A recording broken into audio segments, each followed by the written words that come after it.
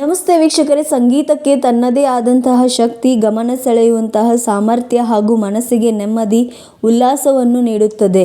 ಇಂತಹ ಸಂಗೀತ ಸುಧೆಯ ಕಾರ್ಯಕ್ರಮ ಕನ್ನಡದ ಟಿವಿ ಇತಿಹಾಸದಲ್ಲಿ ಅತಿ ಹೆಚ್ಚು ಜನಮನ್ನಣೆ ಗಳಿಸಿದ ಸಿಂಗಿಂಗ್ ರಿಯಾಲಿಟಿ ಶೋ ಅಂದರೆ ಅದು ಸರಿಗಮಪ. ಪ್ರಸಾರವಾಗುತ್ತಿದ್ದ ಸರಿಗಮಪ ಈಗ ತನ್ನ ಹೊಸ ಆವೃತ್ತಿಯೊಂದಿಗೆ ಕನ್ನಡಿಗರ ಮುಂದೆ ಬರಲು ಸಜ್ಜಾಗಿದೆ.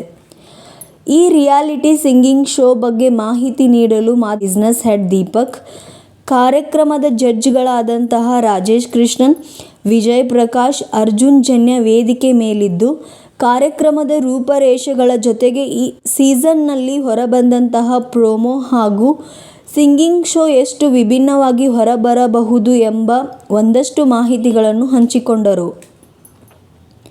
ನಿರೂಪಕಿ ಅನುಶ್ರೀ ಈ ರಿಯಾಲಿಟಿ ಸಿಂಗಿಂಗ್ ಶೋ ನಡೆದು ಬಂದ ದಾರಿಯ ಹೇಳುವ ಮೂಲಕ ಕಾರ್ಯಕ್ರಮವನ್ನು ಆರಂಭಿಸಿದರು.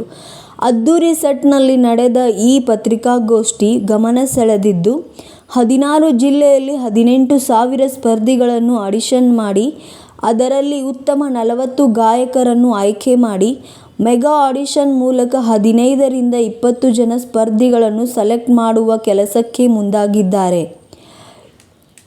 ಈ ಪ್ರಕ್ರಿಯೆಯಲ್ಲಿ ಜನಸಾಮಾನ್ಯರು ಹಾಗೂ ಸೋಷಿಯಲ್ ಮೀಡಿಯಾಗಳಲ್ಲಿ ಬಂದಂತಹ ಸಪೋರ್ಟ್, ವ್ಯೂಸ್ಗಳು ಕೂಡ ಗಣನೆಗೆ ತೆಗೆದುಕೊಳ್ಳುವ ಪ್ರಕ್ರಿಯೆ ನಡೆಯಲಿದ್ದು, ಬಹಳ ಅಚ್ಚುಕಟ್ಟಾಗಿ ಪಾರದರ್ಶಕ ಮೂಲಕ ಉತ್ತಮ ಗಾಯಕರನ್ನು ಆಯ್ಕೆ ಮಾಡುವ ನಿಟ್ಟಿನಲ್ಲಿ ಈ ಸರಿಗಮಪ ಸೀಸನ್ 21ರ ರಿಯಾಲಿಟಿ ಶೋ ಮುಂದಾಗಿದೆ.